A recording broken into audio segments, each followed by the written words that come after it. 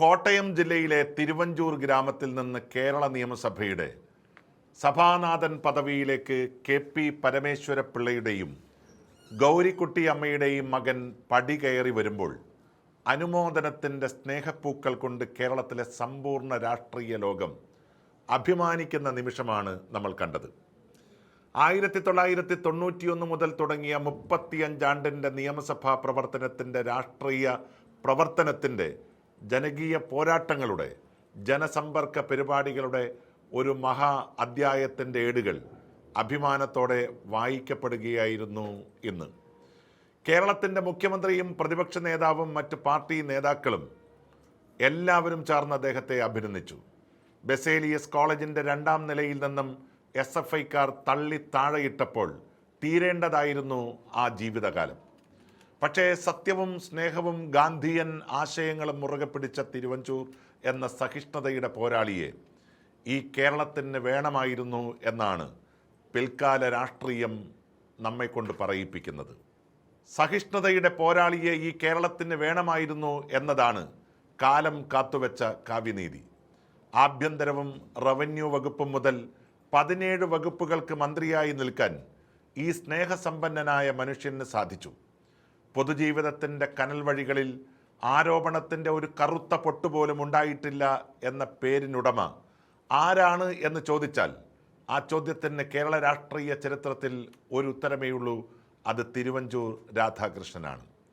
കേരള സർവകലാശാലയുടെ ചെയർമാൻ പദവി മുതൽ രാഷ്ട്രീയ രംഗത്ത് അദ്ദേഹം വഹിച്ചിട്ടുള്ള പദവികൾ ധാരാളമാണ്.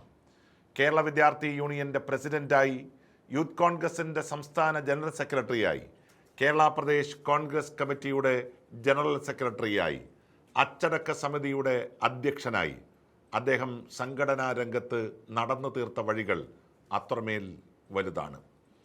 ചതിച്ചവനെ വിശ്വസിക്കാത്ത, വിശ്വസിച്ചവനെ ചതിക്കാത്ത സ്നേഹക്കൂടാണ് തിരുവഞ്ചൂരിൻ്റെ മനസ്സെന്ന് ഒരിക്കൽ ഉമ്മൻചാണ്ടി പറയുകയുണ്ടായി.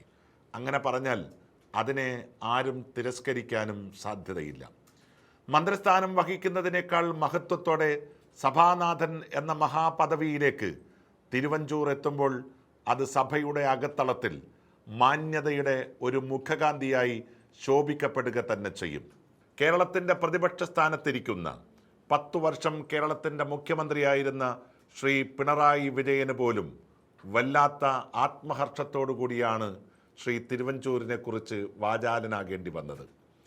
കേരളത്തിൻ്റെ സഭയെ തച്ചു തകർക്കുന്ന കാഴ്ചയാണ് 10 വർഷം മുൻപ് നമ്മൾ ഇതേ നിയമസഭയിൽ കണ്ടത്.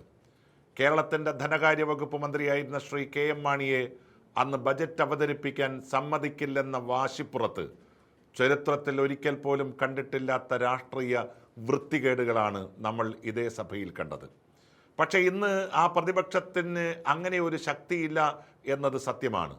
വെറും 36 അംഗങ്ങളുമായി പിണറായി വിജയൻ ഈ സഭയിലിരിക്കുമ്പോൾ അദ്ദേഹത്തിന് ഭരണപക്ഷത്തെ നോക്കി എന്തു ചെയ്യാൻ സാധിക്കും എന്നൊരു വലിയ ചോദ്യമുണ്ട്. അപ്പോൾ സ്വാഭാവികമായും CPM-ഉം പ്രതിപക്ഷ രാഷ്ട്രീയ പ്രസ്ഥാനങ്ങളും ആഗ്രഹിക്കുന്നത് പരമാവധി നീതിദേവനായ ഒരു സ്പീക്കറിൽ നിന്ന് കിട്ടുന്ന ചില പിന്തുണകൾ മാത്രമാണ്. എപ്പോഴും പ്രതിപക്ഷ അവകാശങ്ങളെ ഹനിക്കാതെ സഭയുടെ അന്തസ്സ് കാക്കാൻ കഴിയുന്ന ഒരു സഭാനാഥനെ കിട്ടിയതിൽ സത്യത്തിൽ ഏറ്റവും കൂടുതൽ സന്തോഷിക്കുന്നത് പ്രതിപക്ഷമാവും. വികസനത്തിൻ്റെ പുതിയ ചക്രവാളം തീർക്കപ്പെടേണ്ട ഒരു കാലത്ത്, സംസ്ഥാനം പുതിയ വഴികളിലൂടെ സഞ്ചരിക്കേണ്ട ഒരു കാലത്ത് അതിനെല്ലാം കാവലാളാകാൻ കഴിയുന്ന ഒരു സ്പീക്കറെ ലഭിച്ചു എന്നുള്ളതിൽ ഭരണപക്ഷത്തിനും അഭിമാനിക്കാം. ഒരു സ്പീക്കർ എന്ന നിലയിൽ കേരളത്തിന് പൊതുചരിത്രം തീർക്കാൻ ശ്രീ തിരുവഞ്ചൂർ രാധാകൃഷ്ണന് കഴിയുക തന്നെ ചെയ്യും എന്നുള്ളത് ഉറപ്പായ കാര്യമാണ്. ഭരണഘടനയും നിയമനിർമ്മാണവും അധികാര വഴികളും സാധാരണ ജനങ്ങളിലേക്കും വിദ്യാർത്ഥികളിലേക്കും എത്തിക്കുന്നതിൽ അദ്ദേഹം ആശയപരമായ പദ്ധതികളിലൂടെ വിജയക്കൊടി നാട്ടും എന്ന് കേരളം പ്രതീക്ഷിക്കുന്നു. പുതിയ ഒരു ലെജിസ്ലേറ്റീവ് സംസ്കാരം കേരള നിയമസഭയുടെ അകത്തും പുറത്തും നടപ്പിലാക്കുന്നതിൽ തിരുവഞ്ചൂർ എന്ന മഹാനായ സാമാജിക പ്രതിഭയ്ക്ക് സ്പീക്കർ സ്ഥാനത്തിരുന്ന് കഴിയുന്ന ഒരു കാലത്തെ കേരളം അഭിമാനപൂർവ്വം നോക്കിക്കാണുകയാണ്. ഏറെ സ്നേഹത്തോടെ അതിനുവേണ്ടി കാത്തിരിക്കുകയും ചെയ്യുകയാണ്.